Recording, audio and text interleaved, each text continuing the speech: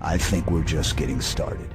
Salutations, everyone, and welcome back to another episode of 117 Gaming Squadron. I'm your Squadron Commander, Phil, and in this episode, I'll be talking about Super Mario Wonder for the Nintendo Switch. So this game came out on October 20th of 23, and within a month, it was already being praised for Game of the Year. It was nominated multiple times at the 2023 Gaming Awards, including, of course, Game of the Year. Metacritic gave it a 92 and a must-play game. Now, I enjoy Mario. I feel like he has many games that are undeniably enjoyable and have multiple playthroughs. This time around, Nintendo decided to switch, get it, Mario around and pretty much give him and his friends this psychedelic gameplay. Now, it's worth mentioning that is this a Game of the Year and is it a must-play? Well, let's discuss in this episode my thoughts on it, and ultimately, is this worth picking up and playing on your Nintendo Switch? So now I do have some updates. So I actually finally got around and started a Twitch channel. You can look for it at go to Twitch and then type in 117 Gaming Squadron, all one word, and you'll be able to find me. And this time you can actually see me in person, see me rage quit, outbursts, probably watch me and be like, wow, this guy kind of sucks at video games, which some games it's tough. Other games it's, I do like to challenge myself, but at the same time I also like to make progress in the game and everything. So go ahead and swing on by to Twitch, type in 117 Gaming Squadron, one word, hit follow, and then also, turn on notifications when I go live so you can come watch me. A lot of the times what I'll probably do is the games that I will be playing through, I will be talking about sometime in the future. So you can go ahead and get an idea of what the game's like, what my experience is of it and everything. And, come on over, say hi in the chat, and tell me what you think. All right. Let's get over to the beer drinking. So I'm trying out a beer called Lost 40. It's a New England IPA, and it's by Portage Brewery out in Walker, Minnesota. So I have never actually heard of them. I actually just found them in my local liquor store, and I thought, I'll give them a try. So, looking at this beer, this thing weighs in at 7% alcohol for a 16-ounce can. And a lot of the IPAs I've noticed, especially New England, stuff like that, like they're averaging now between 6 and 7%, sometimes even a little bit more, as your average alcohol ABV and everything. So, I think this is probably about right for a good hazy. The hops that this thing is loaded with, we got Citra, Mosaic, and Amarillo Cryo hops, which I'm very curious to see if I'm able to taste the Amarillo Cryo hops. So yeah, I'm actually looking more for a citrus flavor profile with these, especially if I can taste orange or maybe even a little bit of tangerine. So let's see what we get.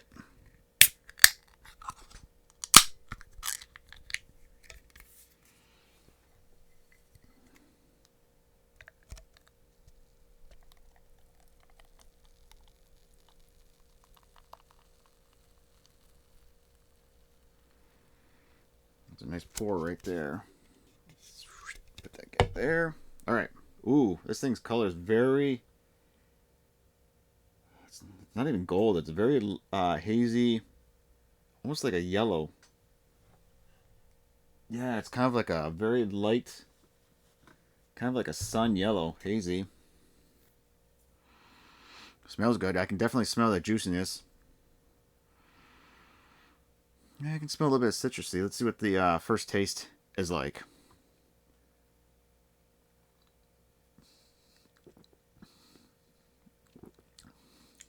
That's good. Yeah, that's definitely a good hazy. The bitterness is not too strong. The juiciness is definitely there.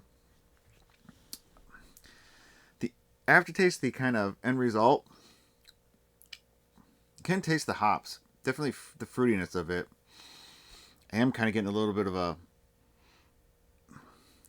orange.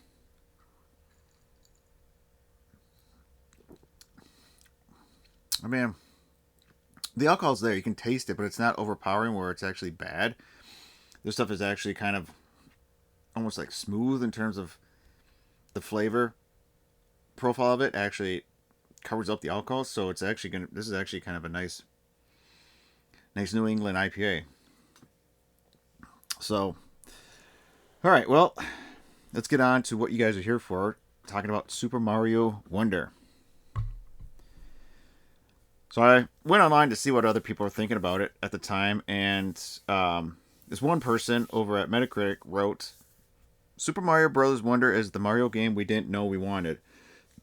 This long-running series is no stranger to new mechanics, and Wonder adds to the list with a completely fresh take while staying true to its roots. Simply put, it's a joy to play. Another user wrote, not getting all the hype surrounding Wonder. Solid Mario adventure with amazing graphics, but there are better 2D Mario games. This game is way too easy. Yes, I know it's a family Nintendo game, but its easiness just isn't for me. I do really like some of the Wonder Seeds, but overall not a 10. I don't really like the first area, but the rest of the game's areas feel really cool. So right now we kind of got like two different opinions in the game. One person really liked it. The other person said, what's up with all the hype? It's a typical Mario game. And I personally, I guess we'll see what I talk about and everything. But it's interesting how this one person said, I don't know what the hype is about Mario. Now, don't get me wrong. There are some Mario games that I've never really been a fan of. And I'm not saying it's terrible, but it just never grabbed me, never sucked me in. And that would be Super Mario Sunshine. That game, I've tried to play multiple times. I tried to get back into it, and it's never grabbed me. Just the whole level designs, the having to have that water pack, you have to refill it all the time, and and sometimes the controls were just, God, that game pissed me off sometimes. So, I don't know. I'll probably keep going back to it here and there, try to get stuff done, but that's the only Mario game I can think of right now that's kind of like, I mean, yeah. But anyway, so why did I choose Mario Wonder? Well, first off, like I mentioned earlier, I'm a fan of Mario. I mean, I've been playing it since he came out in the Nintendo, which is why my first episode is Super Mario Brothers for the NES. But what really caught my attention was when they start actually advertising it, and they kind of released the trailer where Mario actually turned into an elephant. And I was like, okay, what is Mario up to? I can tell it's a 3D, 2D side-scrolling game, kind of like what Super Mario Bros. Deluxe U was, and Super Mario 3D World. But I'm kind of curious, like, okay, how does Mario turning into an elephant have anything to do with this game? So I would look at videos online, saw reviews, and actually watched a few gameplays before going out purchasing myself, and was very excited and curious to how these Wonder Seeds worked in the game. So let's go and dive in and talk about it. Just to let you know, this is spoiler warning, so I will be talking about stuff in the game that could spoil it for you if you do not want to hear it. You're probably going to have to skip ahead a little bit, probably towards the end, when I kind of say if it's worth playing or not. But just a heads up, spoiler. So, all right, here we go. So in this game, you actually get to play as multiple characters. You get to choose from, let's see, you got your typical Mario, Luigi, Peach, Toad, Toadette, Daisy. Then you got multiple Yoshis. You got like a green, blue, red, purple. And then you got Nibbit, who was introduced in one of the previous games. And so one thing to know about is the fact that if you play as the Yoshis or Nibbit, they do not take any damage. And what I mean by that is if you get hit with something, they do not die. They just take the hit and keep going. But the downside to that is the fact that you cannot use any of the power-ups. So you cannot use the Fire Flower, you cannot use the Bubble, you cannot use the Drill, you cannot even turn into an elephant. But if you are playing with multiple people, if you get a power-up, you can actually put it in the reserve bank for them to use later. So those characters are pretty good for anybody who wants to play, but is not good and feel like they're gonna kind of keep you behind and everything. So me personally, I played as Toad the entire time. I thought he was a lot of fun. And granted, all you really are getting is his mannerisms and his voice, because everything else is the characters turn into the same thing, elephant, and everything. But it's just fun actually playing as Toad, because through all the Mario games, of course, you're playing as Mario. You sometimes barely get to play as Luigi, and then Peach and Daisy is kind of like a questionable thing. It's just, and then of course Toad doesn't really get much love. So I think the guy's a lot of fun to play with. But one of the things they actually do to this game, they actually introduce a new ally that is actually from the what did I write down? Oh, the Flower Kingdom. And so basically, you go over to the Flower Kingdom. What's his name? Prince Florian invites you over, and then Bowser, because he wants to show you the Wonder Flower and everything at his kingdom and everything. He's the Prince of Flower Kingdom. He wants to show it to you. What it can do, you're like, great. Mario and your buddies kind of head over there. Well, of course, Bowser shows up, takes the Wonder Flower, uses it on himself, and actually morphs with Prince Florian's castle and turns it into like a living Bowser castle that's actually floating in the air. So that's kind of how the adventure begins. So Mario's like, Prince Florian, we will help you and our friends. So the adventure kicks off, and along the way you kind of meet his people, the Poplins, and they will help you out. They would sometimes say, hey, I found a Wonder Seed, here you go. Other times they would be like, hey, here's a power up. And they would also have shops in each of the different little areas. There'll be a shop where you can buy stuff, because throughout the levels you get purple coins, and now you can use at shops to basically buy Wonder Seed, lives, these things called badges, which I will explain later. And then there's these new concept called standees, where if you're playing in the multiplayer mode, you can actually put a standee right there to basically show you're there. But at the same time, if you die in that level and someone's with you, they can actually bring you back via that standee and everything. So, and of course you can also collect them. I think there's like 25 standee per character, so there's definitely quite a few. And when you go to these Poplin shops, you can actually spend 10 purple coins to buy a standee, and it's always given to you at random. So I have no idea if you collect them all, if something happens. I've yet to look online to see if that's actually true or what happens, but I mean, maybe I'll probably eventually go back in and try to complete it. But anyway, one of the fun things about this is the fact that this game actually does include a lot more humor than some of the Mario games, and by that I mean there's actually talking flowers throughout each level, and they would just sit there and say like, oh, what a wonderful day, or something along the lines of like, aren't you missing something, kind of hinting at like, hey, you didn't find the Wonder Seed. But there's a few where a level where suddenly the ground goes out from under you and you're falling, and the flowers is like, ah, we're falling. You just hear them go all the way down, and it's just, the flowers actually are a fun little introduction to these levels. They're at random. They say this random things. They're one of them, I think he said like, oh, I'm finally getting some sun today. Or you come out of the water and he's like, oh, how was the water today? Refreshing? So they're always a little fun to hear what they have to say. So the design of this game is, I mean, Nintendo likes to keep the formula of the Mario being a platformer, whether it's kind of like a 2D game where the characters, everything's 3D, but it's a 2D side-scrolling, or it could be a 3D Mario, which we've kind of seen with like Odyssey, 64, and Sunshine and stuff like that, even Galaxy.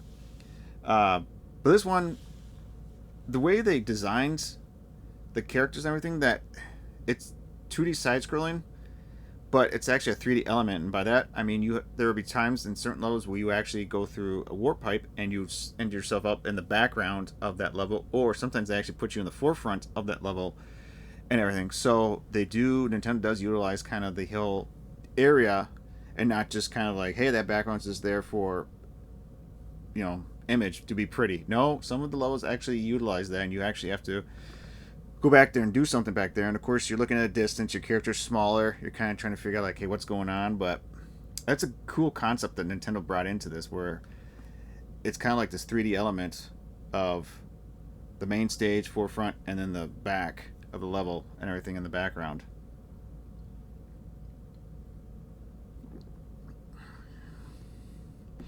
So this game, which I think Nintendo's kind of actually going to be kind of keeping the standard with, is that you have a map of the world that you can kind of play around with, and each area has a different theme. One's on like grass, the other one's in snow, the other one's in the desert, one's up in the clouds, one you're actually underground and it's lava, and the other one you're actually in grounds of a fungi cave. So you have those different areas, and of course there's different stages for you to go through. You complete one, you move on to the next one, and then along that way you can kind of maybe come across a pop-up shop to buy stuff, or you find a warp pipe that can kind of help you jump back and forth to other worlds. But the game actually does allow you to kind of warp around in terms of, if you open up your map, whole map and everything, you say, oh, I don't want to go back to this level, you just kind of warp back there and everything. And so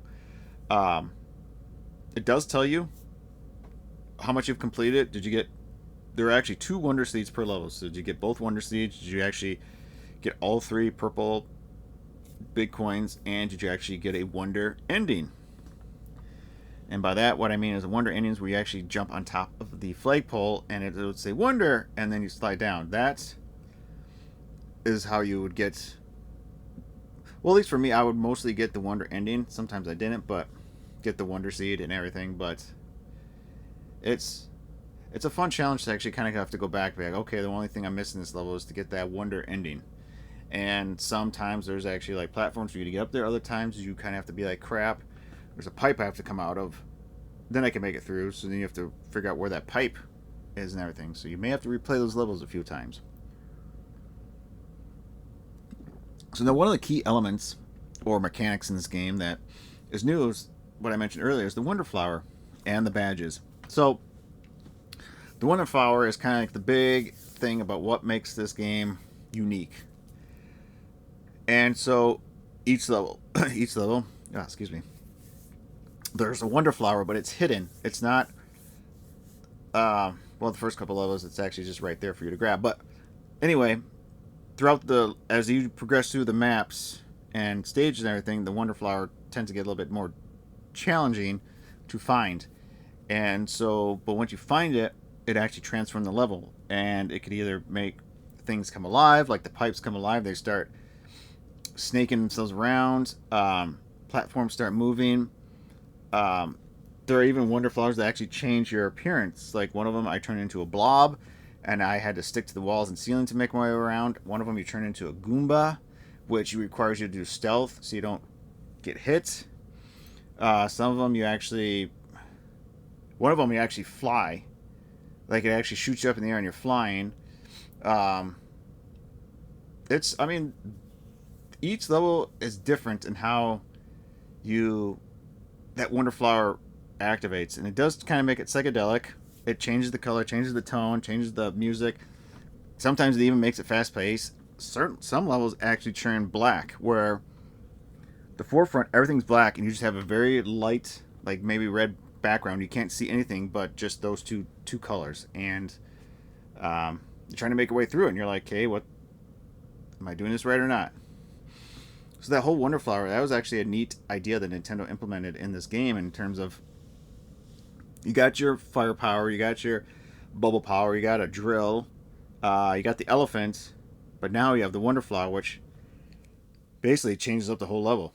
And as you're going through it, to get out of Wonder Flower, you either die and then you have to start the level over again, or your previous checkpoint, or you actually get to the Wonder Flower and then it reverts back to its original stage form.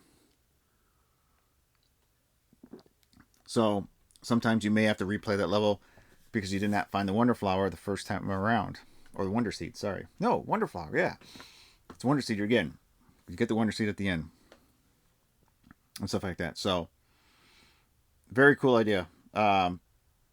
Definitely different for Nintendo. I hope that maybe they kind of keep that idea going. I just thought that was a really great idea.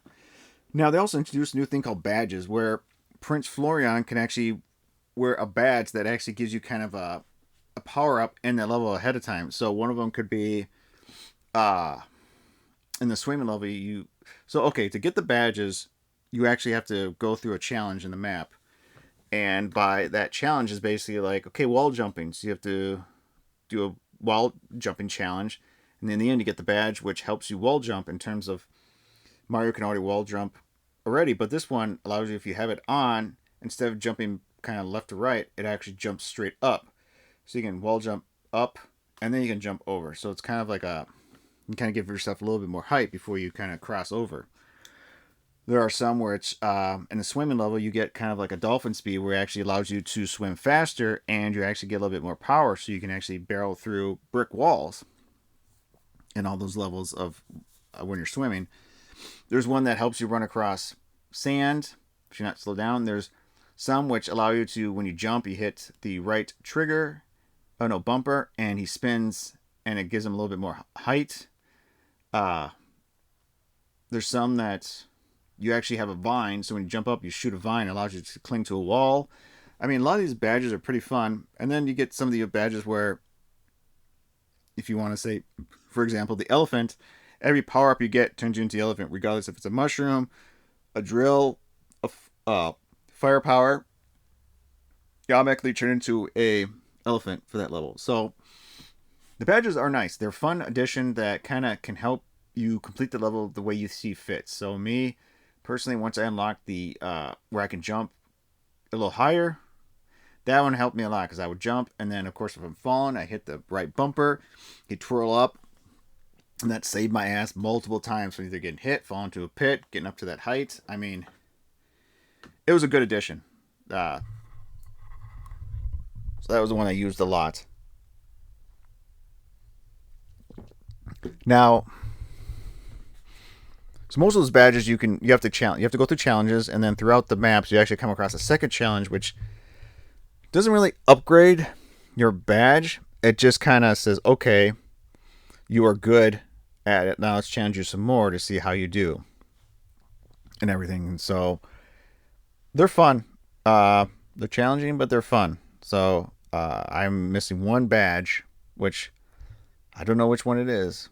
It's a special one, so I'll have to figure it out. Yep, talked about that. Okay, so let's talk about the levels, which I kind of already briefly talked about in design. I think Nintendo did a good job of creating multiple levels with different feels. Like, you start off easy, where it's kind of like, hey, here's the game, here's the mechanics, here's what it's like. And then it gradually gets more difficult down the line where, oh my god, like, your skills are kind of put to the test. And the overall feel of the game, I would not say it's too difficult for children to play. There are definitely challenging levels in terms of you got to be kind of quick, you got to be smart, you got to kind of understand what's going on, maybe pick the right badge to help you with it, but it is doable. Now, if you complete the game and everything, it does unlock what is known as a special world, where it actually okay, let me back up a second there. So each stage has a difficulty star. So like 1 star is easy, 2, 3, 4. That's what these worlds are. You have either at 1 star or up to 4 stars of difficulty. Now, when you get to the special world, those are all 5 stars, which they're the most difficult in the game, which require their specialty. But those are the ones that were the most challenging for me. I actually did a stream of me trying to complete one of them, which is strictly wall jumping. And I can tell you that one, I think I went through about 35 lives, and it took me about 45 minutes to complete that level. And in that stream, man, you could just see me just like getting pissed, getting frustrated, like, oh my god, what do? I was switching badges, trying to figure it out. Eventually, I made it through, and you can just see my excitement of like, oh, I did it.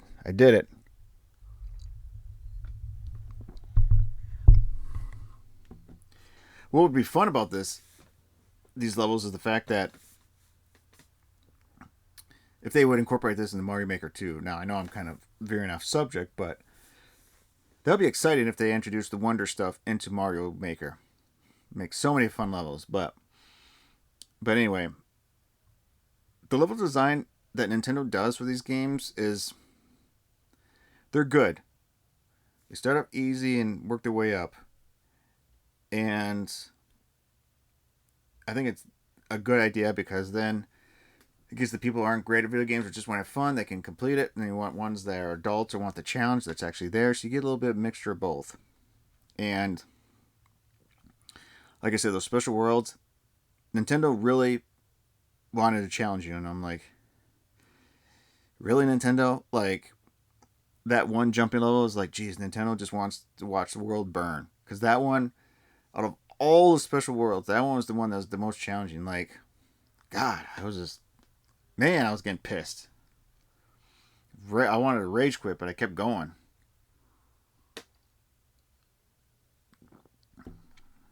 So the controls in this game are pretty much the same as any Mario. You have your jump, your run, your attack button if you have fire or bubble. Your right trigger allows you to use your badge or something, or whatever badge you have activated. Now you do have a reserve of a power up, which if you hold A, it gives it to you, kind of like other previous Mario games. So I mean, there's not much to say about controls. If you played a Mario game, you can easily figure these out and jump right in and have no issue with it. Now let's talk about the music.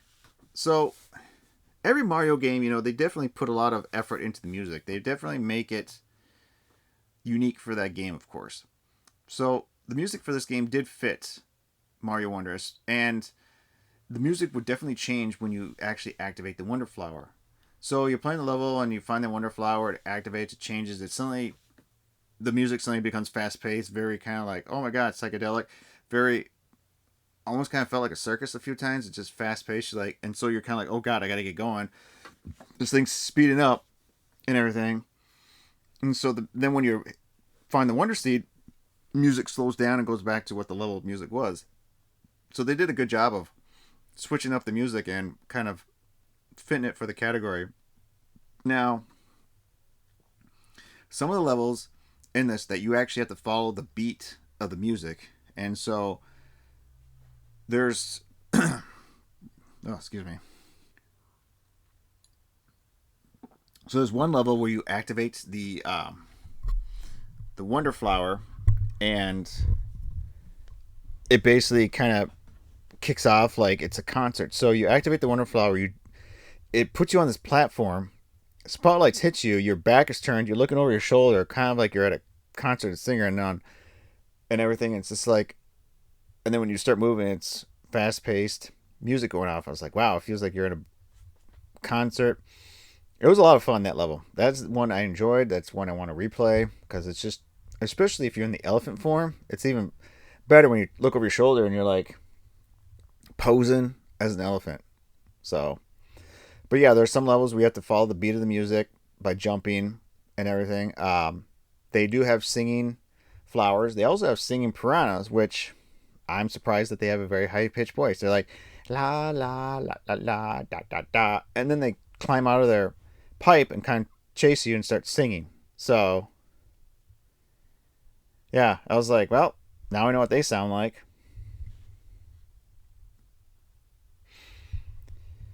Oh, what else is there that's... I mean... So this game isn't... It's not terribly long. I think I probably got through in about 8 to 10 hours. And you could probably push it to 12 or more, especially if you're trying to complete everything. Get all the coins, get all the wonder endings, get all the flower seeds, wonder seeds and everything. But like any Mario game, like kind of like that, you can probably, I mean, there's definitely people out there speedrunning this and everything, just barreling through it, skipping the wonder seeds, flowers and everything like that. They're just cruising through it. Now, I am curious because there's certain stages that you need so many wonder seeds to unlock to move forward. So sometimes it's actually like you would have to get every Wonder Seed in that area to unlock that one stage to move forward, and that's usually the end of the level boss fight kind of thing, where you're going through the castle and everything. Now I don't know if you speed run to that, do you have to go back and just get the Wonder Seed? But when you do, you can't just get the Wonder Seed and quit, or get that coin and quit. You actually have to complete the level. So it makes sense. You can't just jump in there, get it, and dip out. Nintendo's like, nope, you gotta complete the level to actually make it count. So there's a couple levels that I need the coins to finish, and I'm hesitant because I have to actually complete the level, and those things are a pain in the ass. And I don't know, I'm just... Anyway. Well, okay, what are my final thoughts in this game? Here's where people can actually, who thought be spoiling, can jump in and everything. So I actually overall really enjoyed Super Mario Wonder. This new approach by changing the norm of Mario but keeping the core element of the game, I think it actually worked. It was a fantastic design by Nintendo, and I'm not saying they like reinvented the wheel, but Nintendo finds ways to keep Mario fresh and not like the same old, oh, it's just your typical platform left to right, but blah blah blah thing. No, they introduce new elements, new mechanics, to the point where it's like, yeah, you kind of defeat Bowser and his children and stuff like that, but hey, we got a Wonder Flower this time. Look what it does. Or we got different power-ups and stuff like that. Look what it does. And everything. So Nintendo has been doing a good job, doing their homework, basically saying, okay, how do we get people to play these games? What's new about it? Because it makes sense. If you kept releasing the same formula for each game, eventually people would be kind of like, I'm bored. Or, it's the same thing over and over again. And I think that's kind of what's happened a few times with Sonic the Hedgehog with Sega. They kind of kept using the same formula. People kind of got burned out, so they kind of had to go back and kind of rethink everything. And then now Sonic is actually on a better spot than he was before. So this is one of those games I do highly recommend you play if you own a Nintendo Switch. To me, it was a lot of fun. I think kids will love it, and I know adults will too. This is actually a 4-player game, so you can play with 1 player, 2, 3, or 4 players. And that's both locally or online. So I've yet to play online, but I hear it's actually, you can team up or you can challenge each other. I think it'll be fun to challenge each other to see who gets to the end, but it's also it could be a good party game. You have friends over, you all play a different character, you kind of help each other out to complete the level and everything. And so, to me, I think this is a Mario game that I would recommend giving it a try. I think you would really enjoy it. I think you would downright want to have it in your collection. And it's probably one of those games that I will replay down the road. I would probably want to be like, you know what, I want to do some more Mario Wonder and go out, start a new game, and play it again. Now, I know I mentioned earlier where people were saying like, hey, should this be Game of the Year? This is Game of the Year, blah, blah, blah. Now, I mean, it was an impressive game. Nintendo did a good job. It was impressive. It was definitely a must-play. I agree to that. But for it to be kind of Game of the Year, that one I'm kind of like, It didn't knock my socks off. And now, if I was comparing other Nintendo games that released the year, I think if they were going to say Game of the Year for any Nintendo, it would definitely have been Tears of the Kingdom. That should have been Game of the Year for Nintendo. But, you know, when Nintendo's competing against itself, it kind of can be difficult. Who would you support more? Mario, Zelda, Metroid, Pokemon, whatever else they got, Animal Crossing.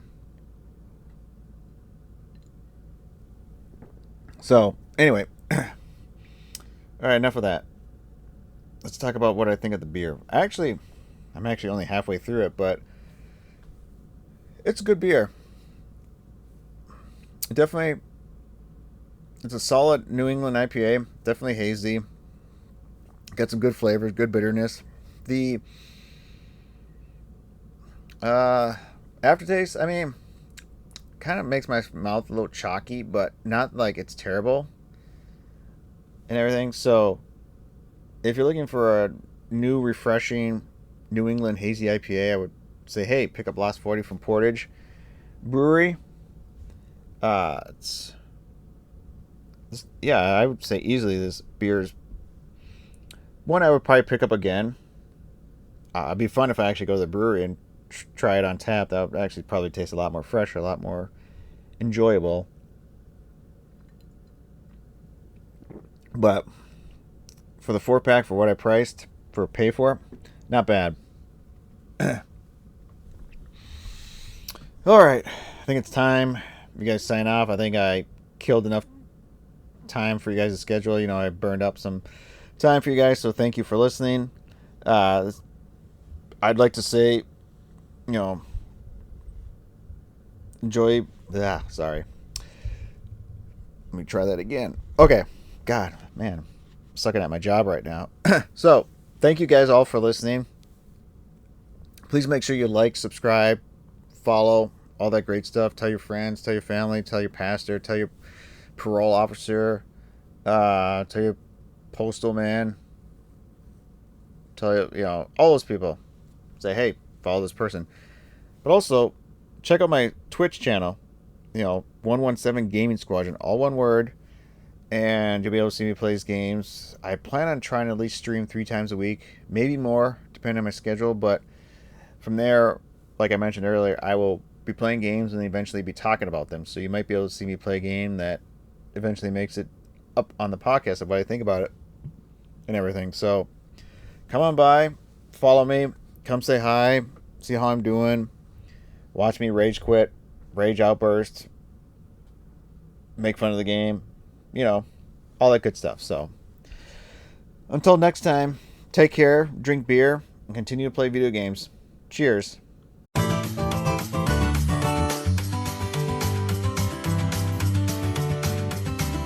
Da-da-da-da-da.